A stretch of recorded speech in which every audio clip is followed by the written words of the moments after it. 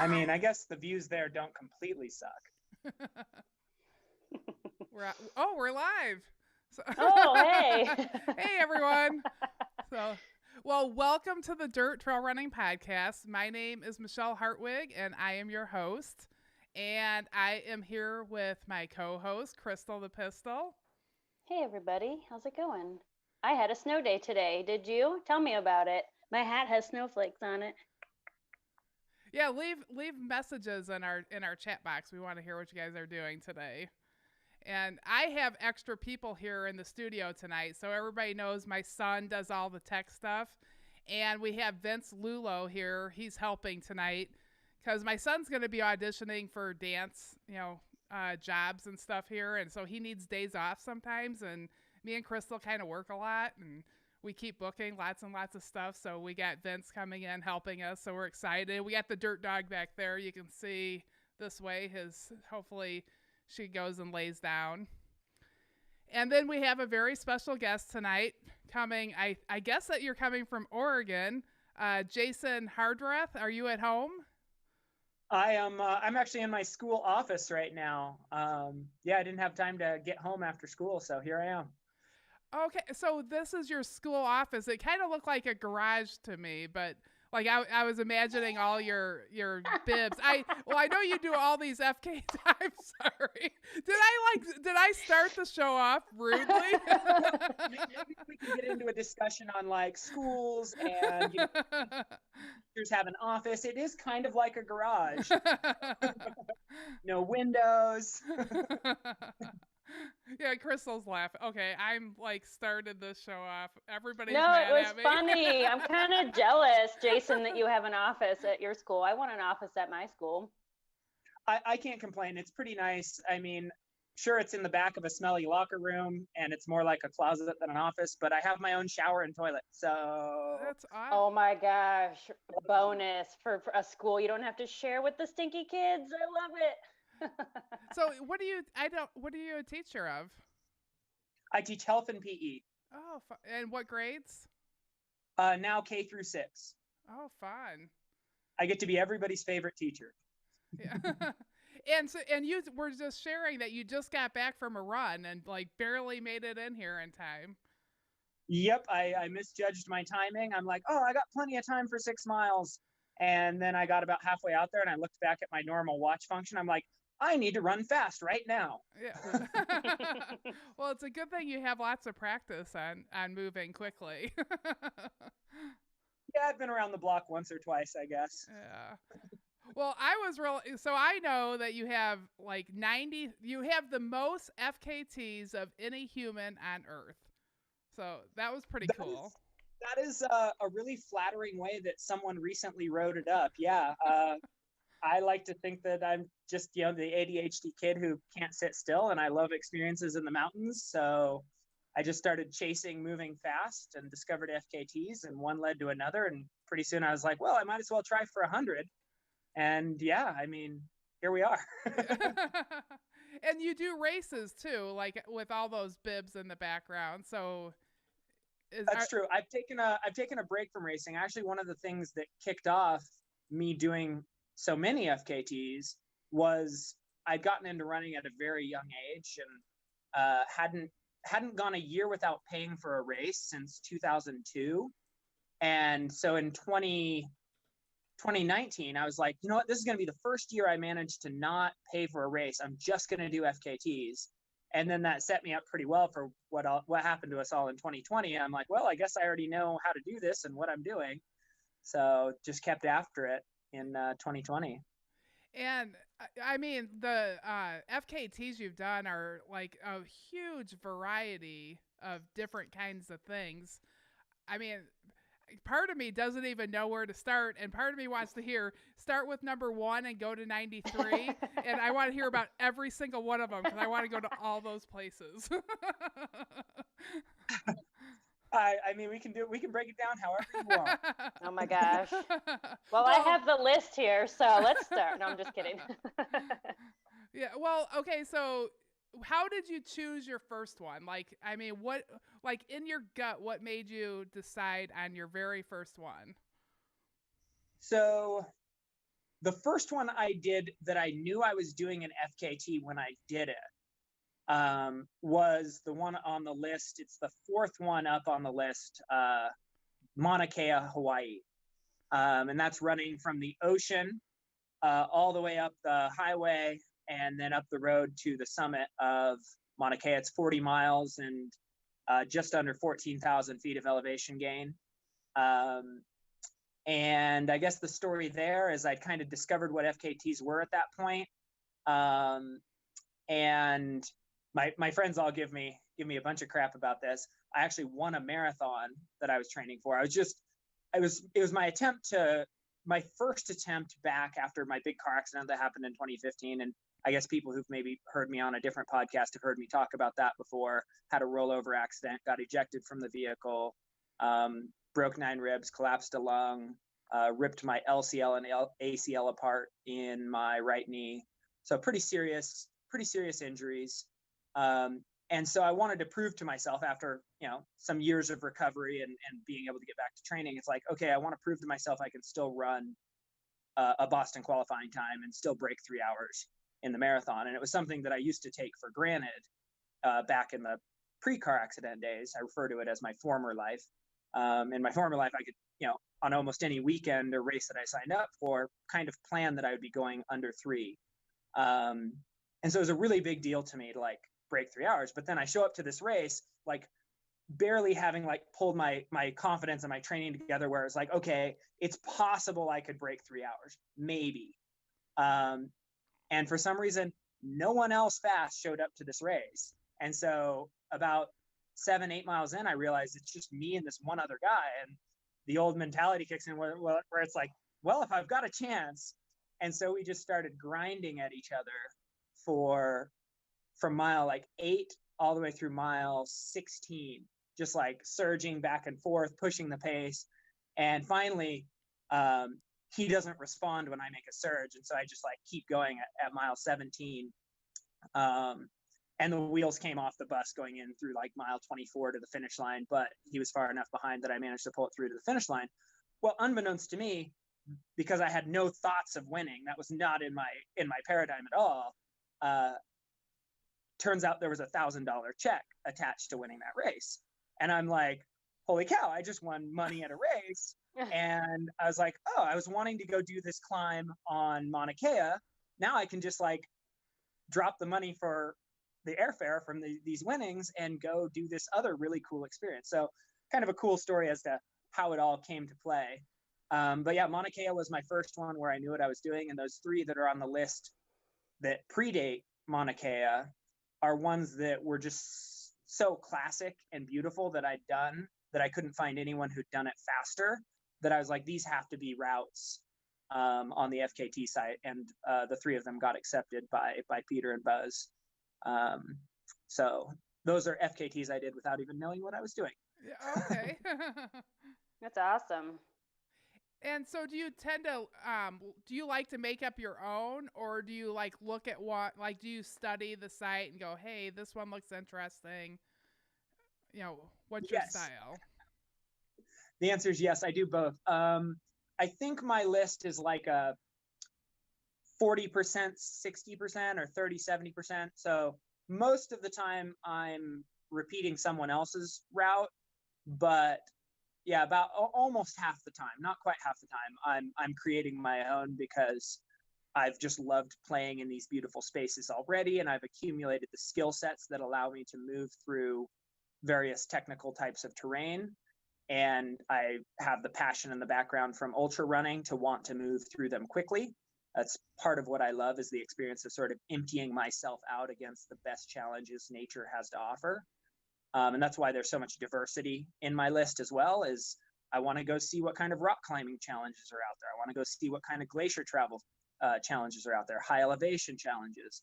A new one to me just this year, canyoneering challenges that sort of fit under this umbrella, this niche of FKT, but sort of are expansive in the skill set used to complete them. So yeah, I guess I don't know. I think I got a little on a rabbit trail there, but that's kind of the passion and the drive behind how I choose where I go and what I do. And other than that, it's just like something that's aesthetic to me that I look at it and go, that's awesome. I want to do that. Like, for example, Lassen Peak, there's this ridge line from Lassen Peak to Broke-Off Mountain that, like, you can see it. It's prominent. You can see it as you're driving I-5. And I remember from the very first time I drove by it, I'm like, oh, I want to go run that ridge line and connect Lassen all the way out to Broke-Off there in Northern California. And discovering FKTs gave me the excuse to go out and just do that. Go do it fast and hard and see what was out there and turn it into a cool loop. And I sort of love, that's the element I love as far as creating my own routes, is being able to see something out there that either I can clearly tell or other people have already voiced like being interested in it. Sometimes it's a case of lots of people have done it, but they've done it in traditional mountaineering style, and nobody's done it as like a light and fast push yet. And so it's always cool to kind of move something from one world into another world, to like employ a different skill set and a different gear set to do it in a new style. So I definitely have a lot of passion for creating routes. In fact, I probably enjoy the ones I've created more, for the most part, more than repeating other people's, just because there is that creative and logistical element that's a part of the experience. When you create a route, do you do it slow first to learn something, or do you just like map it out and take off on it? So it depends. I mean, I have like, I obviously have to like keep tabs on like, okay, what are my skill sets and current fitness in rock climbing? What are my skill sets and current fitness, for like glacier travel, and, how acclimated am I to elevation? I'm tracking all these different things along with our usual, how fast can I run, horizontally for 26 miles or for 50 miles. So there's a variety of things to track, and depending on what I'm going to run into, for example, thinking of like the Tuolumne Triple Crown, which is Tenaya Peak, Mathis Crest, and Cathedral Peak up in Tuolumne Meadows in Yosemite, that involves like, so I think the first route is 5-4 rock climbing, like 1,500 feet of 5-4 slab climbing. Then you're doing a mile-long Razor Ridge traverse on the Mathis Crest, which the hardest moves go at 5-7 rock climbing, which is, decently hard moves. Some people refer to it as hard scrambling. That's about as hard. 5-7 is about as hard as you get, where people would still refer to it as hard scrambling. And then you do the 800 feet of Cathedral Peak as well, which is 5-6. And, those are three really big climbs that, a lot of rock climbers will go out and, do them on separate days or take a whole 24-hour period to do them. And, I wanted to go out and do it in less than 6 hours. And so it's like, okay, I need to know all of the moves that I'll be facing on each of these routes. And I need to be confident I can climb them without a rope, because I'm not going to take a rope for this. So that one involved multiple trips down to Yosemite to go out and project these different bits. And I think that's something unique that doing FKTs brings to the running community that's maybe not normally, like maybe with some super big races, you might go out and run some of the key climbs so that you know what's coming ahead of time. But oftentimes we just sort of show up and we run our race and we go home. And I love, from my years as a rock climber, I love the projecting mentality that comes out of that culture, where you'll just go out and work moves over and over again until you can do them seamlessly and fluidly. And I like how doing FKTs sort of marries those two together. So some routes, yes, I go out and I'm there multiple weekends and I'm rehearsing moves and checking the route. Other times, if it's something where I know that there are no reports of the route that put it outside of my skill set, and it's within my fitness and all that, and I run the numbers on like, okay, vertical ascent rate, okay, I can outclimb the current record holder, horizontal movement pace, mile pace, it looks like I can hold a faster pace, I'll just drive and go, like show up and start the watch and go for it, just on-sighting the entire route. So it's a bit of both. It depends. It's really, there's an analysis to it and sort of a gut feel to it as far as what one will be facing while out on the route. It sounds to me like climbing's is that a daily part of your life and your training, or is it like a combination of running, as you do biking as well? Um, So so you mean as far as like how I train, or how I, yeah, like a week of life? yeah, your lifestyle. Like, and I also another thing that comes up. Like, did you grow up climbing? That it's a little out of our element because we grew up in the Midwest, and it's not as normal as it is there. So I'm just curious how people get into it. Well, actually, I referenced my car accident, and I did no rock climbing prior to my car accident in 2015. And what happened is, since I'm a physical educator, I had to take enough biomechanics classes to kind of understand how the human running gait works and so on and so forth.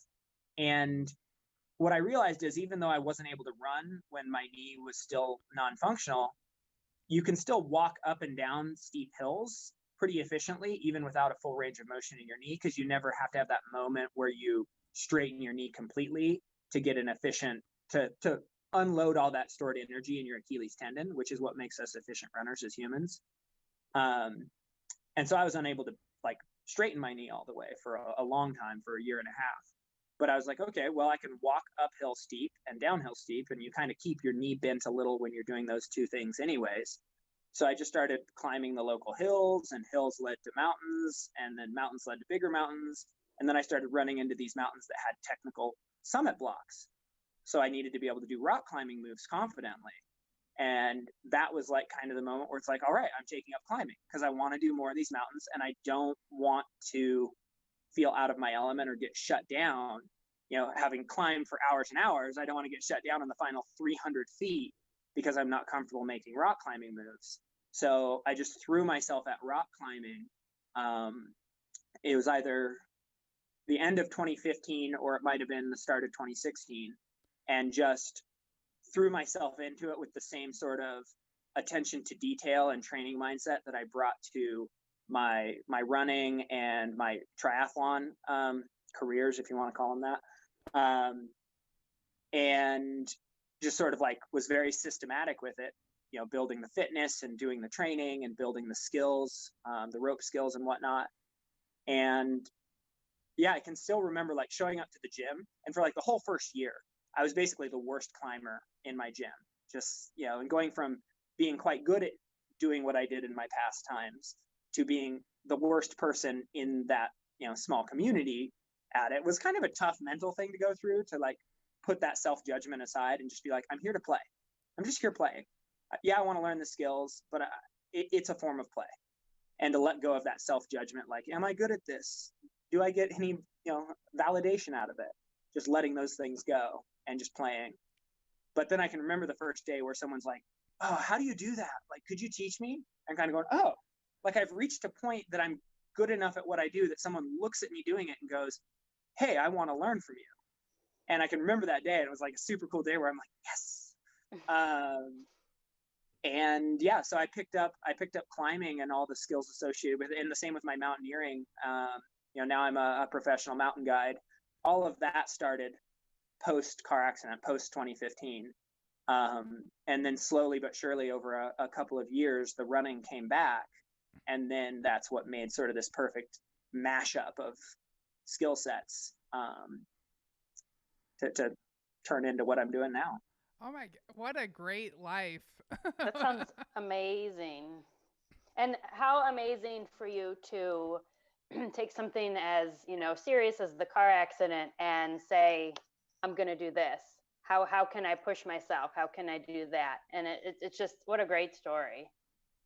Well, I mean, I had the hard moment where the first doctor I had, I was like, oh, I love triathlon and I love running, and this is a big part of my life.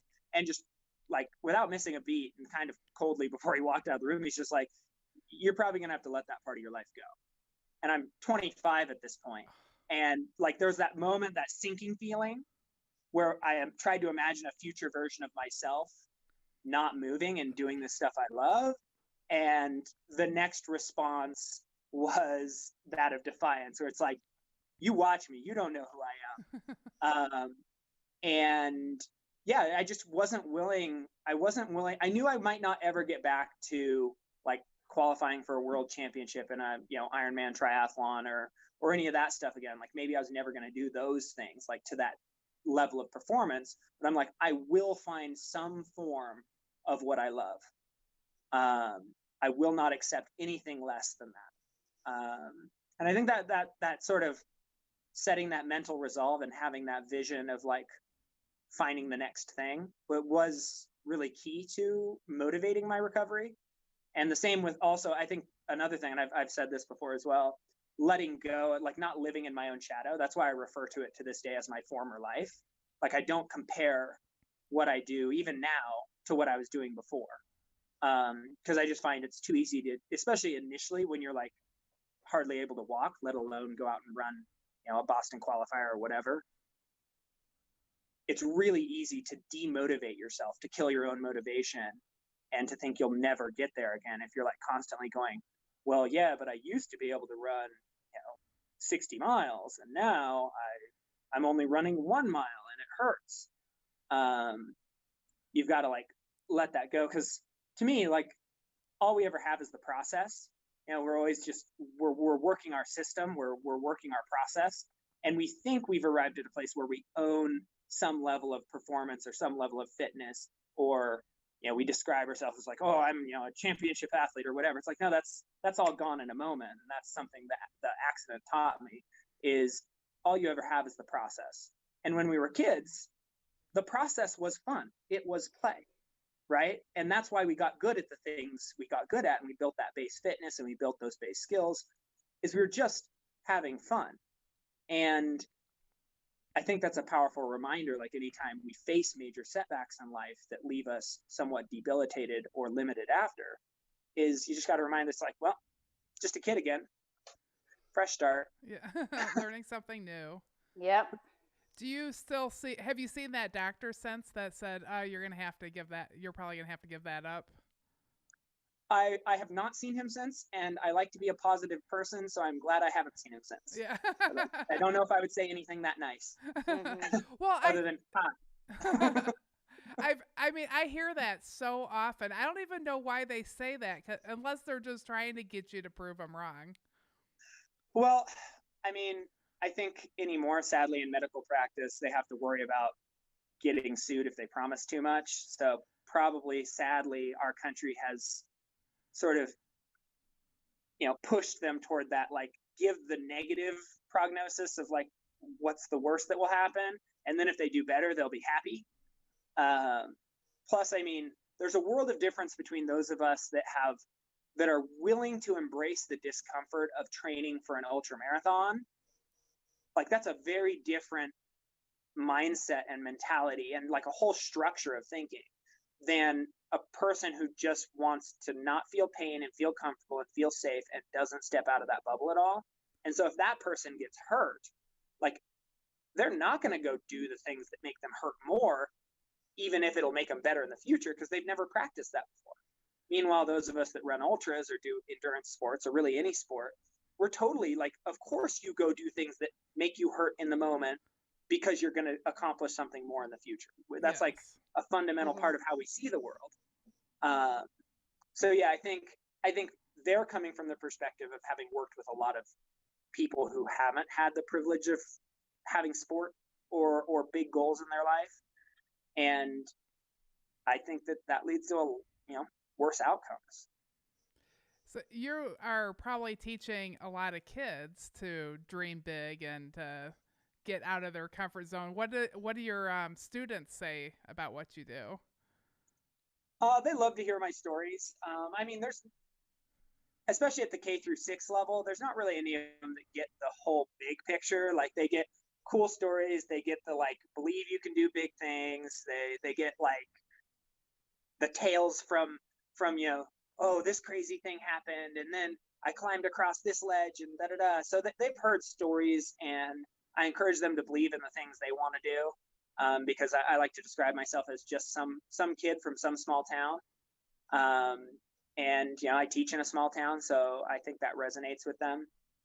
And so that's a big part. But then I used to teach K through 12, because it's a rural school. And so both buildings sit on the same campus.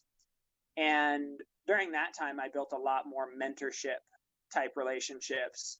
And a really fun one that comes to mind out of those is I had a kid that I started working with in the 6th grade. He came out here to Bonanza in the 6th grade, and he took to a little running program where I just basically gave him, it sort of looks like a coffee punch card. And each time they ran a lap, they got one of the punches done. And when they would finish one whole card, they could turn it in for a running charm that they hung on a necklace. And so, they wanted to get as much bling on their necklace as they could. And, so this kid shows up and he's kind of awkward and lanky and small. And anyways, he goes out and pretty much on of his own volition, because I told everybody in the class, I'm like, hey, run 4 laps around the playground, which was about a mile.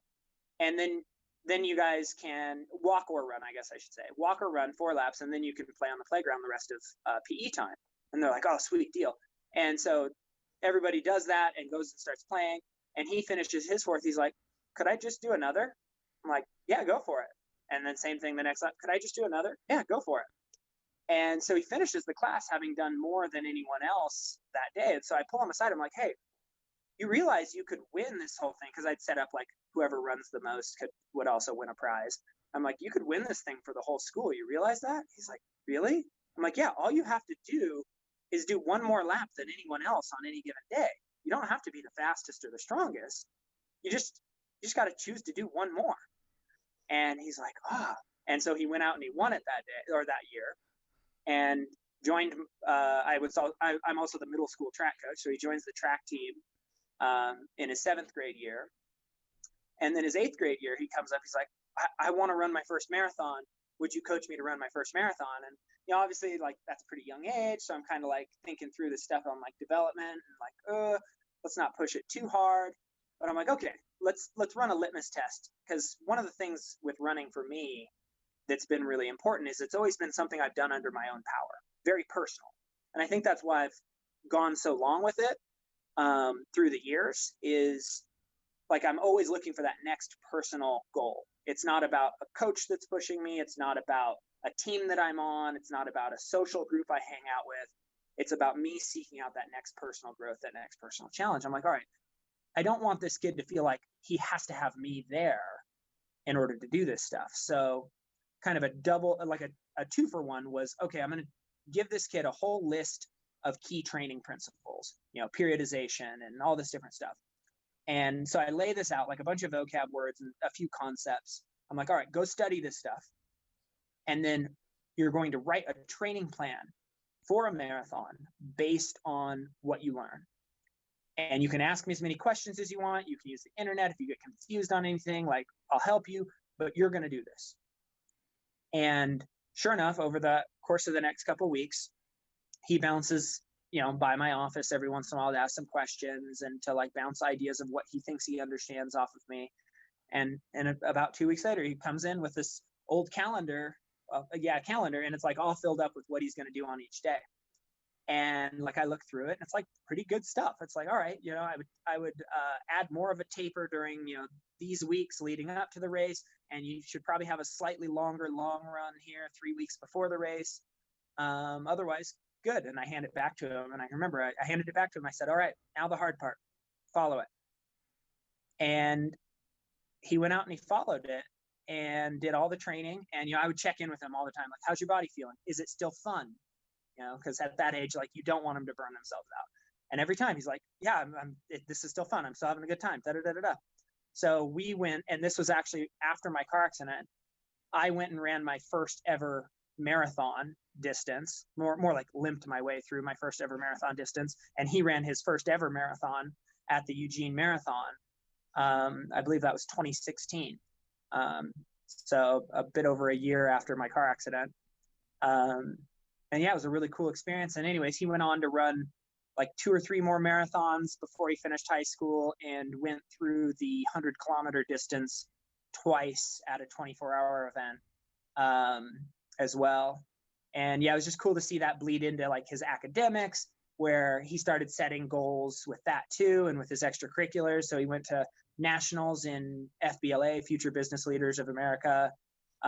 He went to regionals in robotics. He was on the dean's list, and he ended up winning this full ride scholarship now, and he's in his first year of college. And so it's been really cool to sort of see, and he can kind of connect the dots now as well.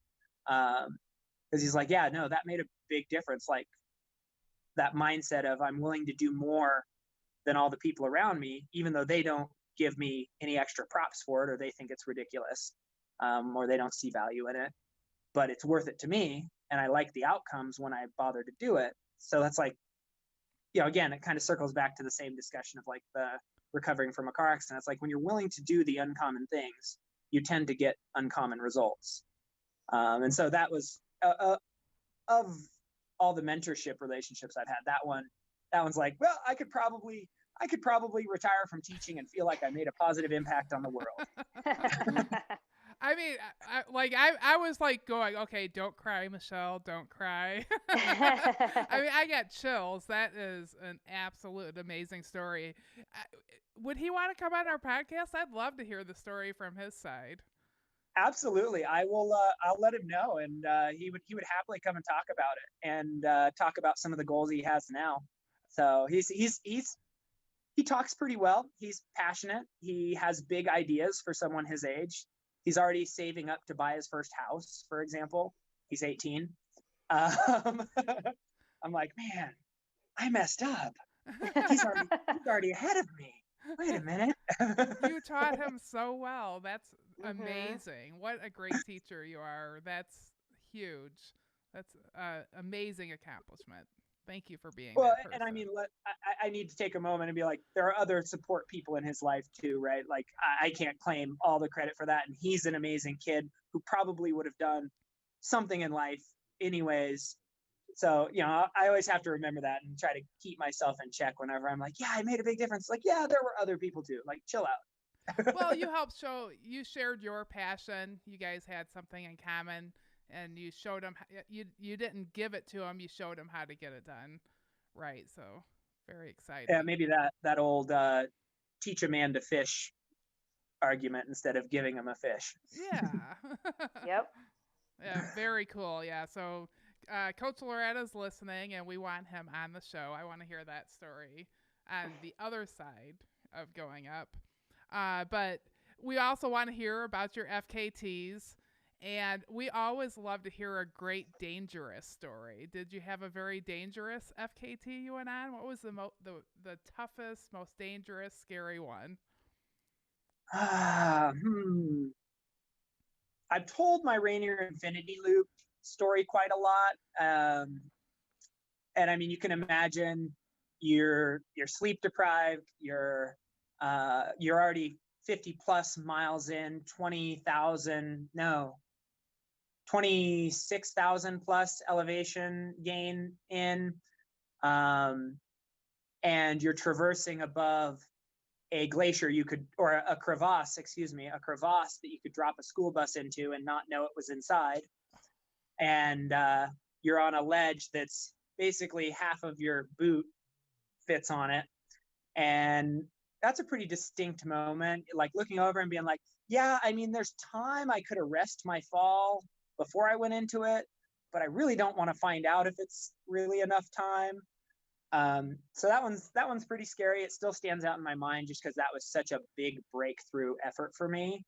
It was further than the furthest distance I'd ever even raced in an ultra, because it's 137 miles. And it's twice over Mount Rainier. So a crazy amount of gain, a crazy amount of glacier travel in crevassed terrain. But to tell a different story, when I started getting into this rock climbing, and obviously sort of the foundation of the pursuit was wanting to be able to solo these summit blocks of mountains to get to the summit without needing a partner and gear and ropes and all this heavy bag. I just wanted to go up there in my running shorts and, a few extra layers and some water and do it light and quick.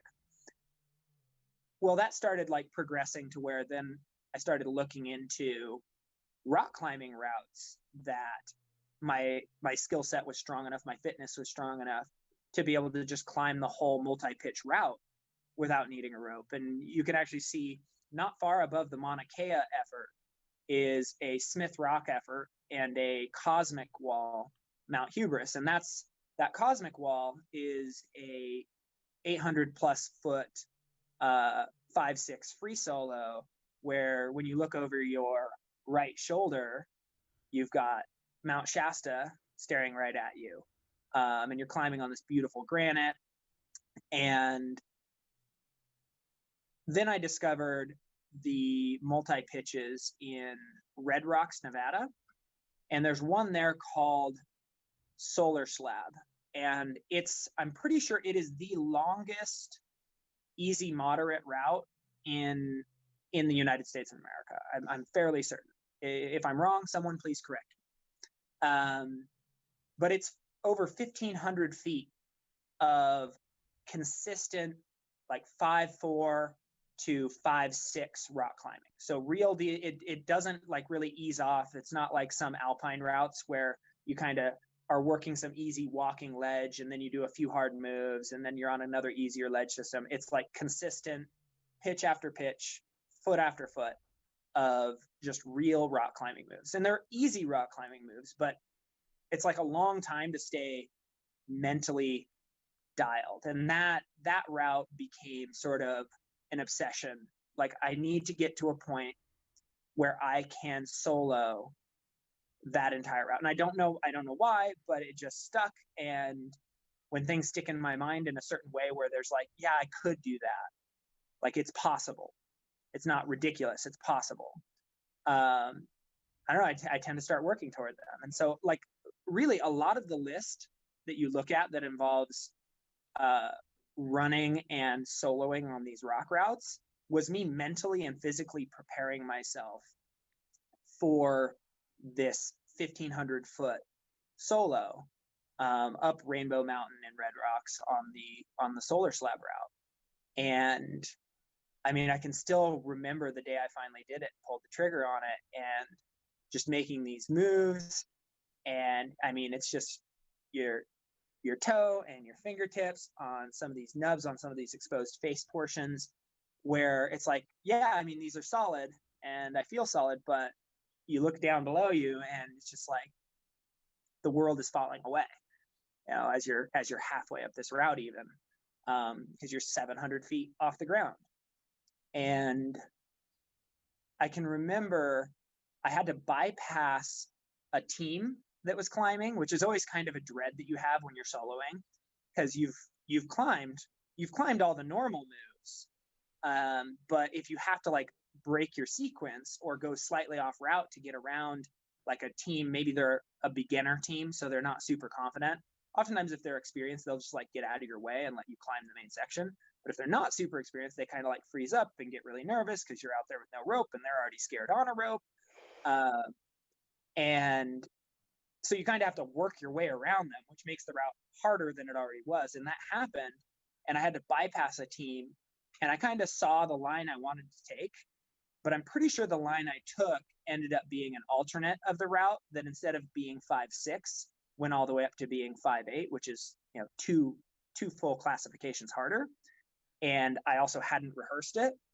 And I just remember as I'm like making these moves, it's like the fear started to like come up and elevate past it. There's always sort of a fear as you're doing it, but it just matches up with your skill and your focus. So like, I like to think as fear rises, focus rises to match it. And it creates this sort of beautiful silence in your mind, right? The flow state, like people talk about, but it's like a really, really clean, clear state. And for me, I'm an ADHD adult. I was an ADHD kid, probably why I'm constantly moving my body doing this stuff. So that silence when I'm out there doing this is sort of a beautiful thing, because I don't get it very often in life. Like even right now, I have like a bunch of different thoughts bouncing around in my head as I'm trying to like talk about this one idea. And so there's just beautiful silence usually. But as I'm like climbing this alternate, like I'm like, these moves are way harder than what I normally let myself make if I'm not on a rope. And that fear starts to come up, and like I'm seeing that like these moves up ahead of me that are continuing to be hard. and kind of going into this crack climb that like crack climbing is not my strength. I'm a better like face climb and holds climber, because more Oregon climbing is that type of climbing. So like I'm getting into this crack and I'm having to like use these skills that I very rarely rehearse. And I remember getting to this place where I've pulled a few hard moves and I've gotten to a good rest, and I see the sequence up ahead of me that I can't see the proper sequence through. Like I keep going, well, if I pull myself up there, like, nope, that's too high for that foot. Nope, I wouldn't be able to reach my hand out far enough to reach that hold. I'm like, you know, the fear all this time is like, as I'm hanging there, right? Like I'm not fully resting. I'm like hanging there. And so this like mental clock is going, and like the fear is starting to come up. Like at some point you get exhausted and you fall. And so I'm like looking up and I'm like breaking down the sequence in my head. And I'm like also like turning off that voice that wants to go, why did you go this way? That was a really dumb move. Like that's not helpful right now. Shut up. And so finally I like see the sequence, like, oh, okay, I can switch the feet there, and then that foot works, and then that hand works. Okay. And so then I go for it, and like I pull through that move, and then I take this like kind of airy traverse back around the team below me and get back on route. You know, to them, they probably like didn't notice much. They probably just thought like, oh, well, he's taking a rest. But meanwhile, on the inside, it's like, ooh, wom, like, all right. And then, I mean, the sense of relief I got, like I wasn't even off the route fully yet, but like I made the final moves that I knew were the final moves of like the real climbing. I was gonna, you know, like 2 moves after this, I was gonna like pull out of the final crack and like be on to like easy slab climbing. And I just remember this like feeling of relief, and this feeling like all of this work, these years of work, like this was what it was working toward. And I remember just like pausing there, like as I'm still like have one foot in a crack and a hand on a hold, and just like, you know, they say, don't look down. I just turned around and like looked down and like, yeah, it went, like there it is. And then pulled through the final 2 moves and up to the rest of the summit of Rainbow Mountain. And that was one that like it ended up being an FKT. It is an FKT now. I left it open to any route though, because there are some more direct, slightly easier lines up that peak. They still involve scrambling. But I'm like, this was like personally how I wanted to tackle this mountain. It's not necessarily how the next FKTer has to tackle it. But I remember that just being such a powerful motivation and such a full gamut of human emotion in this one climb. The elation and the fear and the just like focusing through like, nope, I can't stall out now, like solve the problem. Yeah, that was a pretty real experience. Yeah, that sounds. I'd say so. Woo. I'm like sweating over here when you're talking about it. I know. Like, and I'm pretty afraid of heights. Like, did you have to work through being afraid of heights, or? I'm still a bit afraid of heights to this point. I think that's why actually I make myself look down is to acknowledge like I'm not trying to avoid the fear. I'm not trying to make the fear disappear. I'm proving to myself and I'm teaching myself to function in the presence of the fear. And like I said, I think being healthily afraid of heights makes me more conservative. Because I mean, like I tell this story, and that's like, some people would be like, who are like full-blooded rock climbers would be like, well, that's a pretty easy route. I could see how someone would solo it. And other people, I actually know a few people who have also soloed that route. Not as a part of an FKT, but just because that was an important experience to them in their climbing journey. But most of the time, like there have been times I've been on like 5.5 or 5.6 rock climbs that most people would be like, yeah, that's just hard scrambling. And something's been wrong. Like one of the rules I usually follow is at most of the points of a climb, there should be a way that I could basically take a rest where very little, or even like a potentially like a no hands rest where it's just positive enough that if your toes are just so, you could actually take your hands off the wall and just like have your body leaning against it. and let go completely. So usually there's some degree of positivity to the routes I'll choose to solo. And I remember getting on a route and it was going great. And I got up to one of the crux sequences and it went negative, like it was overhanging. And I looked at it and I was like, yeah, I could see how I could make those moves, but I'm not going to do it because it sort of breaks my rules. And I mean, I'll do a few hard moves in a route as long as I can, like, I've made them before on a rope and I know there's a rest, like a ledge or something right after that I could take a serious rest on. But other than that, like, there's a hard rule, like, no, there needs to be rest available at 99.9% of the route. So I like have this system of rules, and it's more complex than that, but I don't feel the need to break it down here. That sort of keeps me honest, so I don't put myself in a situation where I'm way out of my depth and, you know, die a silly death. So yeah, want to avoid the, well, I should have known better moments. And that Red Rocks one came very close to an I should have known better moment when I took that alternate route to get around the other climbing crew. I should have just climbed kind of up past them and stayed closer instead of taking that wider deviation around them. Wow. Learning experiences. So I'm curious, like, I've seen people climbing up the walls. Like, what do you do when you, like, how do you get down? Like, and what do you do when you get to the top? Like, I don't actually know. So there's basically two ways. I mean, if it's a route that tops out, oftentimes there's like an easy trail to, in my case, run down. Most people would walk down. Or you have to wrap the route.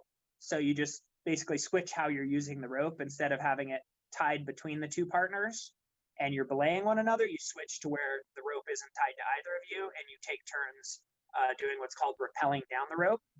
And so you each would rappel down the rope. And then when you got to the bottom, there would be another place to hook into the wall, bolts into the wall. And so you'd each be hooked in and then you'd pull the rope and it would fall down to you. And then you'd restring it through that next set of chains that you're at. And then you'd both wrap again down to the next set of chains. And so you just basically work your way incrementally, one rappel at a time, back down the wall. Wow. What did you do at Red Rock that day? That, you know, like, about what time did you get done? Did you go have a big burger afterwards? Like, what did you do? Let me see. I believe the day after that, I went out and let me look, actually. I think I went out and did another FKT. Of course you did. You can tell that you're doing something you love when the way you celebrate succeeding at doing the thing is by going and doing more of the thing. And Red Rocks is just such a magnificent playground for people that enjoy, like, scrambly terrain. Let me see here. Yeah, I went. Yep, the next day, I think I went out. No, I'm wrong. That was the last effort of that trip. But then I came back the next weekend and did 2 more scrambly routes there. So yeah, no. Thank you for letting me tell that story. I don't think I've told that story yet. So good. It was a good one. That was very, very exciting. Yeah, maybe a little unusual for a mostly running related podcast. Well, so we tend to get, like, I mean, we're very interested in the mountains, and I love hearing about stuff that we don't know about. And rock climbing is very, I am 100% sure it's not going to be something that I try. Really? Even with the climbing wall, like 2 doors down from you, Michelle? Yeah, we do have a climbing. Yeah, so this is the trailhead is where I'm at. I got like a little shop here, and there's a climbing wall right down. 2 doors down from us. Mm-hmm. So if you're ever in Crystal Lake, you'll have to stop by and visit us and go play on our climbing wall. It's nice. Like, it's a great place. That sounds awesome. Yeah, I would totally take advantage of that. That sounds great. Do you ever head out to the Midwest and and are you planning on doing any races?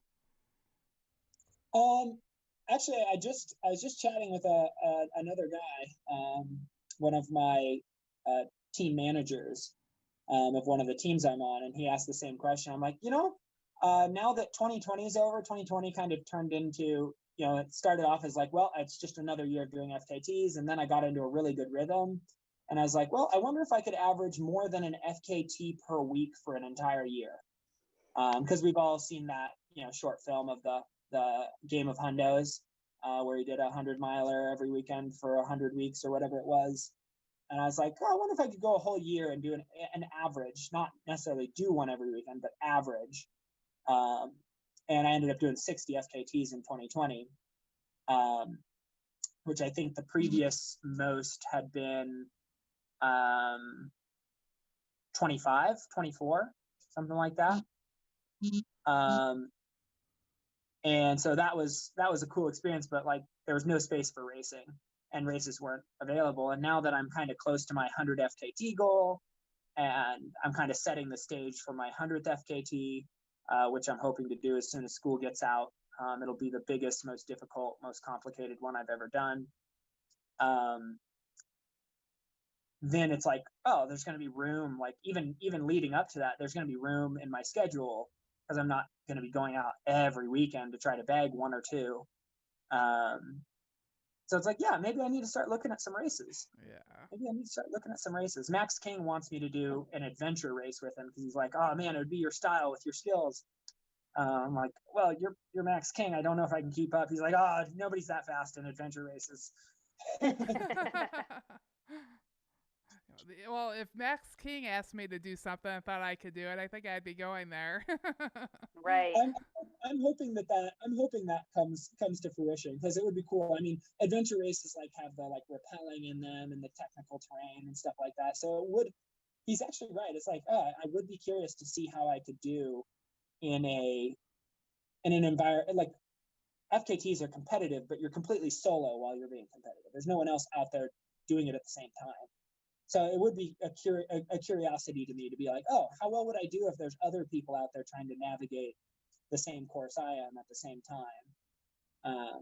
So it'd be fun. Yeah, I was wondering about your FKTs, because you can do supported FKTs. Are all of yours solo? I've done a few supported in the past, and I've done a few with other people who have wanted to do FKTs with me. For example, the last one I did in Death Valley, where we went rim to rim in Death Valley, I did it with two other guys because I'd posted the route. It's a route I thought up. I'd posted it to the FKT website, and one of the guys was like, oh man, could I please attempt this with you? That'd be so rad. I was like, sure, like you've done some cool stuff. You're clearly suited to like a big day with big elevation gain and loss, because you'd done some other things that were exactly like that. So I was like, sure, let's do it. And then I called up another friend of mine who lives near the area. He lives in Vegas, and so Death Valley is just an easy drive for him. I was like, hey, you've been saying you want to do something with me. Let's do it. This is it. He's like, sweet, I'll be there. So sometimes it's, get a crew together and have some fun. But most of the time, because of that like personal nature of things, that I'm seeking out that next challenge, I do often just choose to do them on my own in a self-supported or unsupported style. And I never like to put anybody on the spot, but you talk, and so feel free to not to answer. But you said that you're setting up for your 100th one, and it was going to be a big one. What is that, if you don't mind sharing? So I originally, like, I'm not much of, I don't know, I don't make a big show of stuff much. So originally it's just like, oh, I have this notebook full of like, I think it's up to 160 different options I could go do that like seem feasible, that like I've run the numbers on it, and it's at least possible for me to either beat the record or establish a new route. And so like my normal leaf on the wind sort of mentality is like, well, wherever the weather is good, when it's time to do my 100th, will be where my 100th gets done. But then people started asking that question, including there's a film crew who's documenting some of my FKTs on this journey to 100. And they're like, what's your 100th one going to be? And I'm like, oh, I guess maybe now that you're actually filming, maybe I should put a little thought into it and maybe plan it out a little bit. And I came across this FKT that I'd seen but not really thought much of. that involves doing 100 different peaks as a part of the same FKT. It's a list of the 100 tallest peaks in a particular state. And yeah, I like it because it involves some 5th class climbing, like I've described. It involves glacier travel, like I've described. It involves like logistics to a level that I've never dealt with.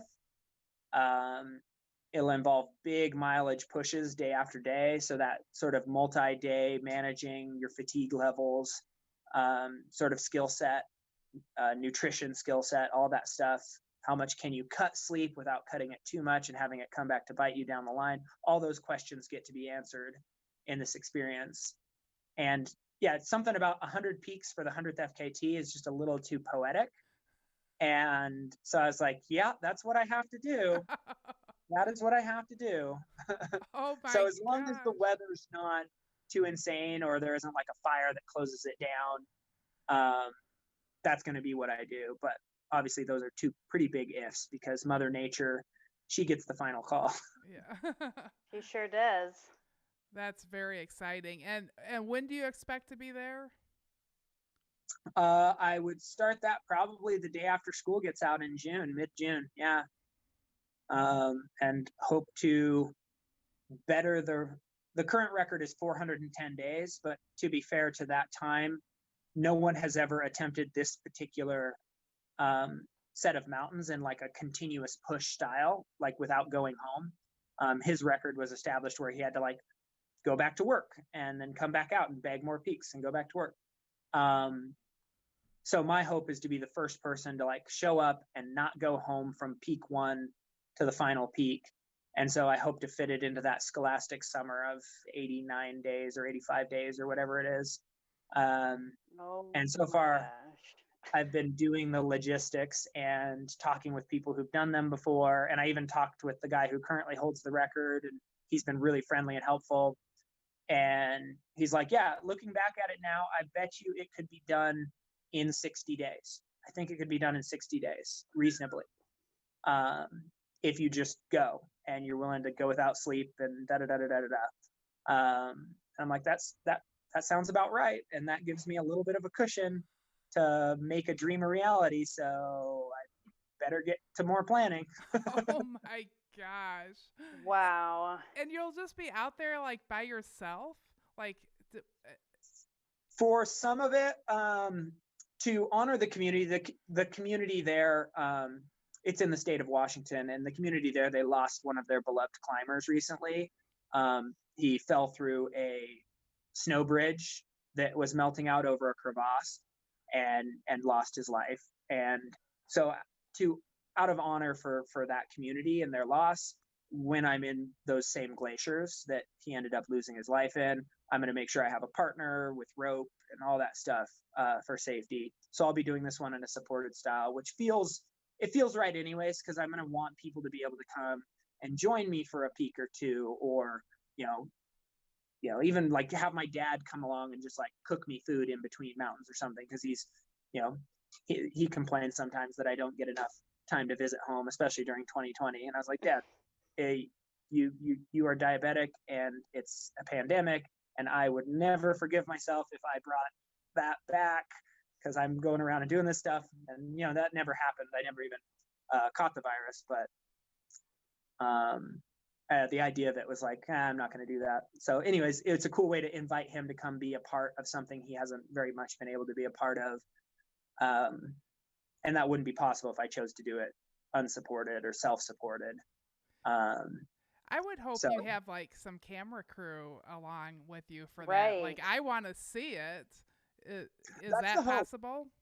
That's the hope. The hope is that the camera crew will come along for portions of the efforts where the peaks are accessible and they aren't like, it's not like super restricted land. Like national parks, it's super hard to get a filming permit to film inside national parks.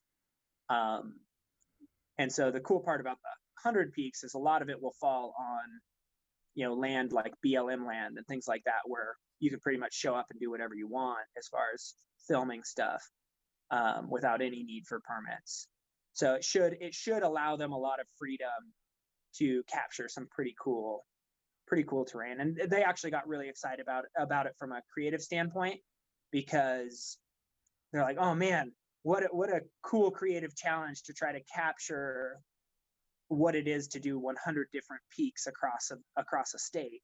Like, how do you do that? So they're actually pretty jazzed on it too, from their own lens, pun intended. Oh, I'm really excited to follow your journey. Will you be posting that on social media or will you even have any, like, access to that?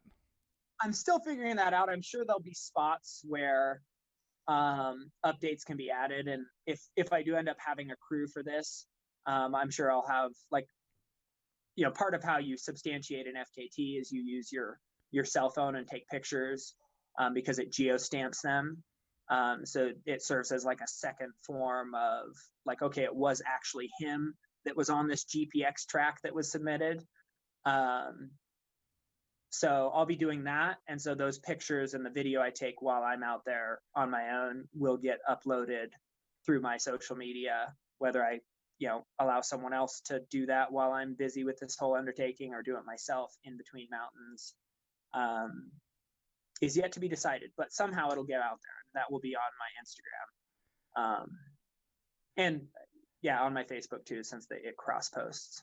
So your Instagram was, I was a little scared just looking at the places that you've been. Like, I had a blast looking at it. Like, it's just, I don't understand. Like, I saw that little point that I don't know what they're called, where it's just straight down on both sides and you're just like moving along really fast. we refer to that as the Razor Ridge. Okay. Yeah. Mm-hmm. Yeah. So what is your Instagram account? Just my first and last name, Jason Hardrath, all one word, nothing special, like no special characters or anything, just Jason Hardrath. And then it's easy to look me up the same way on Facebook if people want to find me there. I think I'm still the only person that pops up in the search for that, or at least I tend to be toward the top or easy to find because outdoors pictures. Yeah. And everybody watching probably has a friend that's similar to you, so that does running. But yeah, I highly recommend anybody listening go find his Instagram page and Facebook page and follow that. And I'm curious, like, what does your dad think about you doing all this? Well, for him, it's maybe a third of a cup of concern and 2/3 proud. And for my mom, what she gets is the oh, I was on this beautiful mountain and I saw these pretty views and these flowers were growing. So she doesn't get, and I hope she doesn't find this podcast. I doubt she will, though. She gets the kind of watered down after the fact. It was beautiful. It was an amazing experience. I saw these things. The views were like this, which is what she cares about anyways. She's a gardener and grows roses and stuff. So I always try to notice what flowers are out there and tell her that, because that's what she cares about.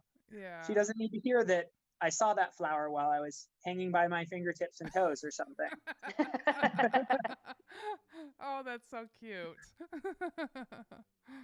I like that. So let's see. Well, we still got the Ornery Mule Stubborn 5.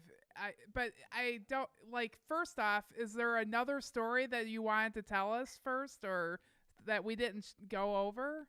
I mean, you've got so much, but is there something you haven't told that you've been dying to? I mean, we'll stay here all night. I'm loving it. Oh man,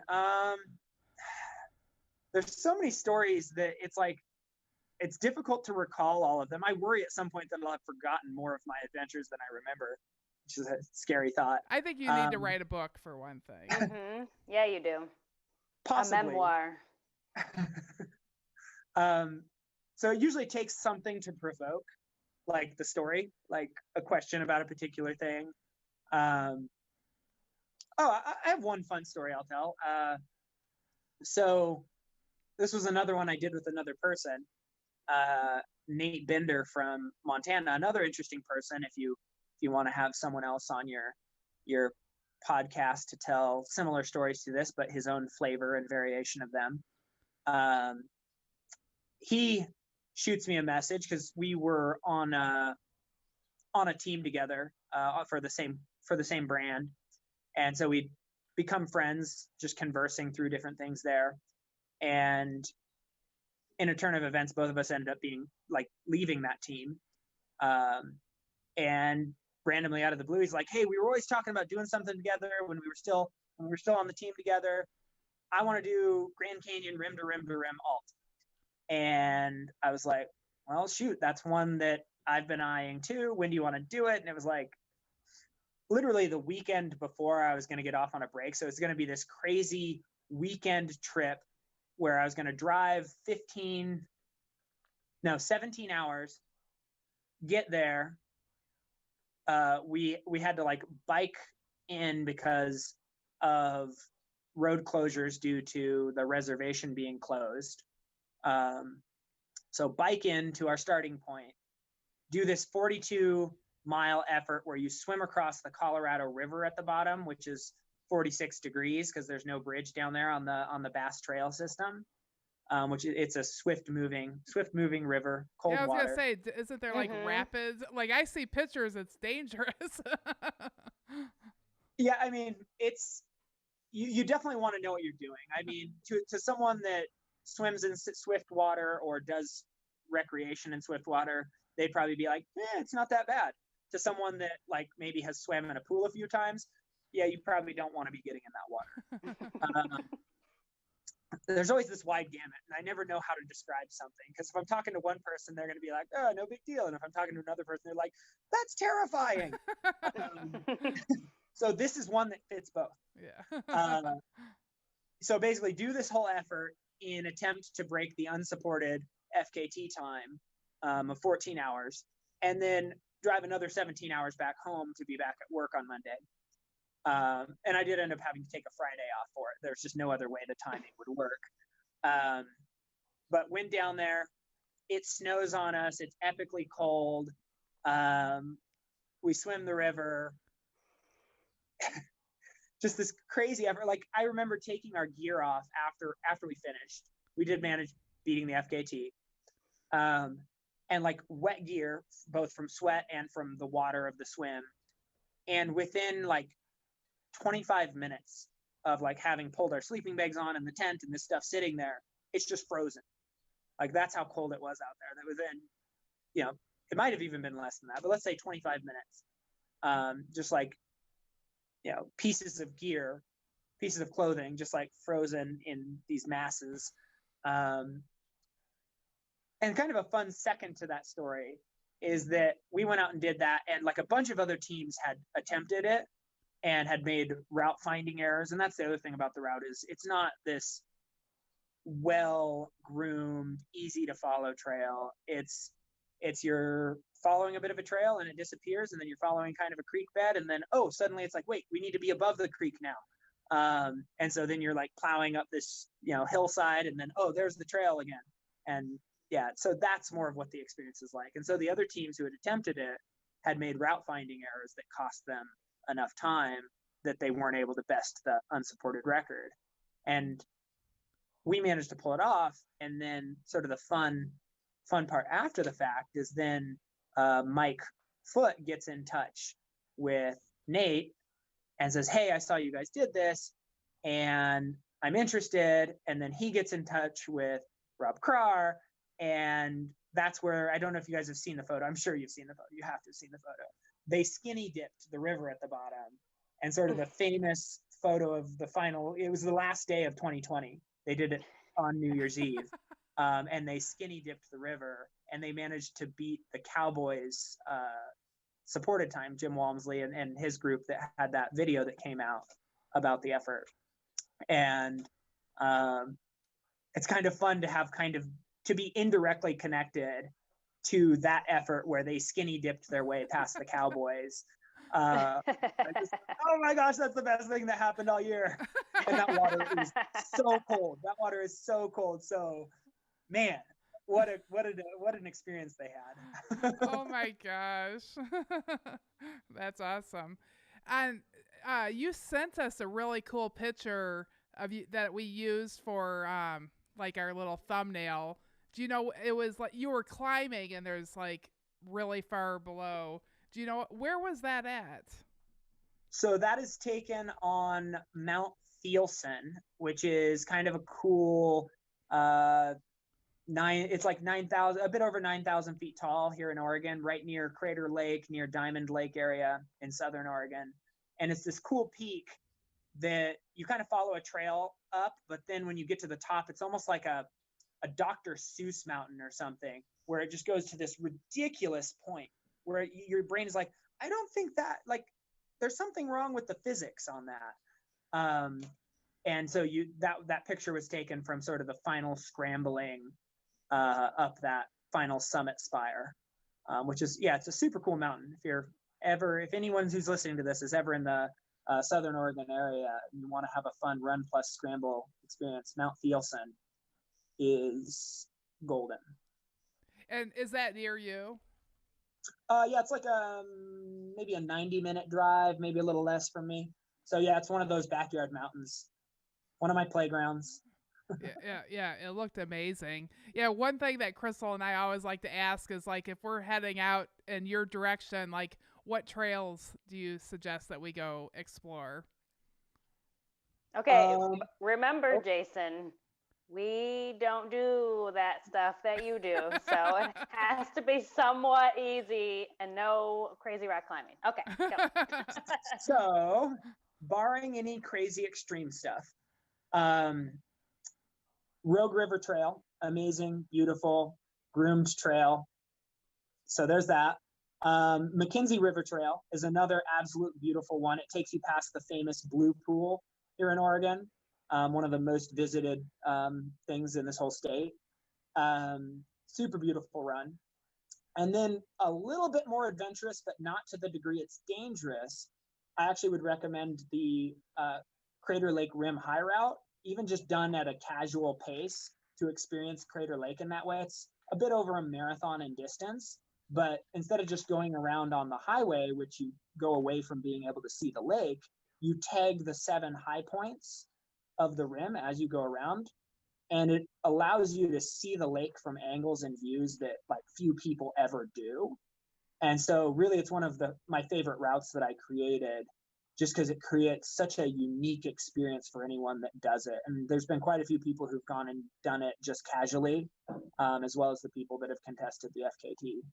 And that's a super amazing way to experience that lake. Because, I mean, it's beautiful just from the road, but you miss out on some of the best perspectives if you're just driving around the road to see viewpoints. So, those would be my three recommendations that are more tame, probably in order from most tame to least tame. Oh, Crater Lake sounds awesome. I wrote that down. Yeah, it's a cool experience, and you can find tons of information on the FKT site. Okay. Awesome. All right, so our Ornery Mule Stubborn 5 is going to be like Stubborn 2 because you've answered most of these questions already. But that's fine. Okay. Share one thing about you that people may not know. One thing about me that people may not know. Here we go. I have, from my high school days, the glory days. Mm-hmm. Yeah, right. Life's been way cooler since then. I have 2 state championships. I've been a part of 2 state championship groups. Neither of the experiences were a sport, though. They were choir. Yeah. Wow. So you can. So there's so one. Can you still sing? No. I chose to pursue the running in college, and there wasn't enough time to pass college courses and run for a team and try to sing. So sadly, just like anything, if you don't rehearse the muscles, it gets worse and worse. And right now, well, even long before now, like I would try to sing things when I would, like hear it playing, and I would hear myself miss notes to the degree that I'm like, I can't stand to listen to myself sing anymore.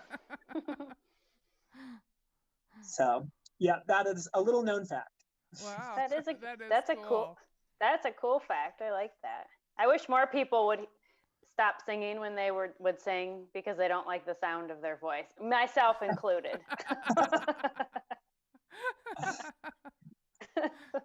Well, but I'm singing anyway.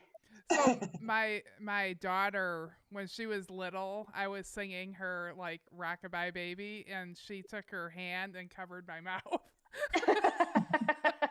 So I can't sing. That is wow. Way to go, Tasha. Yeah, Tasha tells it how it is. My son would have been like, "Oh, you're doing great, Mom." That is priceless. That is so funny. All right. I want to ask you who you look up to, and I know that you'd mentioned you had a good connection with that one kid through high school and into college. But do you have anyone else who's an influence in your life? Man, inspirations. People that have served as an inspiration through life. I mean, there's so many, right? I mean, today, that's one of the unique things about today and like social medias that's like, I guess a positive is we're able to be so much more connected to people doing things in our niche. The downside is it's like you don't get to pick out one person as cleanly who's like been a major influence because you've had a lot more subtle influences from more different people. But if I rewind back to childhood, and I just saw actually another runner write about the importance that this same thing, that movie came out, Without Limits, that covered Steve Prefontaine and his life. And I remember watching that as a kid, and I was already just getting into running, and like, yeah, I remember just being hugely influenced in what I was willing to believe about myself and how much I was willing to push myself just from seeing that story told. So I could say Prefontaine was an inspiration to teenage Jason. So that was an important one. And I feel like some cool recent influences, seeing stuff that people like Jason Anton and Mike Chambers did with the Beat Monday project that they did. That was really cool and inspiring to see. Just getting out there and doing big, cool, unique efforts on volcanoes and mountains. And then I feel like after that, I could just get down a laundry list of name after name after name of cool, inspiring people who've done this or that I'm like, oh, I want to do more things like that. But yeah, a lot of appreciation for the community. I guess that's how I'll spin it. There's a ton of inspiration available in these running and climbing, mountaineering, FKT communities. It's like inspiration at the fingertips. So it's a cool group to be a part of. Well, you're definitely up there on our inspiration list. And you brought up the mountaineering. I'm going to squeeze one more in here. What does it mean? You said that you are a professional mountaineer guide. Is that right? Like, what is that? Yes. So I basically, the simple way of saying it is I have my certifications. I'm only like super basically certified. There's people who go way, way above me as far as how certified they can be and how many different certifications they have. Look at me being humble again. Anyways, I work for Shasta Mountain Guides. I'm one of their guides there. And yeah, I get the privilege of taking people up that mountain and introducing them to something I love. Again, that one's kind of a backyard mountain for me. It's about 90 minutes away. Get to show them how to climb it and teach them the skills necessary and share some of my passion and get to make that experience for them where they get to have their summit moment. And I love it. Yeah, no, I absolutely love that experience. I think it comes out of the same heart as my teaching, where I love that aha moment, that breakthrough moment that you can see on someone's face. Their whole body language just communicates when they're like, oh, this is it. I just love that. I love any moment I can do that for someone. Yeah, which is why I'm drawn to teaching, speaking, guiding, coaching, all those things where you're allowed to have that privilege of creating a positive change in another human's life. That's So, great. That's awesome. I wanted to ask one more because you know, me and my treats. So what's your favorite treat? Like after you're done doing a hard climb or a hard run, what is a favorite treat for you or food? let's see here. You know, I picked this up because of the late great Uli Steck, who was a great mountaineer. He always loved taking salami and cheese into the mountains, and I'm not as much drawn to the cheese, but man, I love good salami, either while I'm out there in the mountains or once I finish. Um, so yeah, a good red wine salami.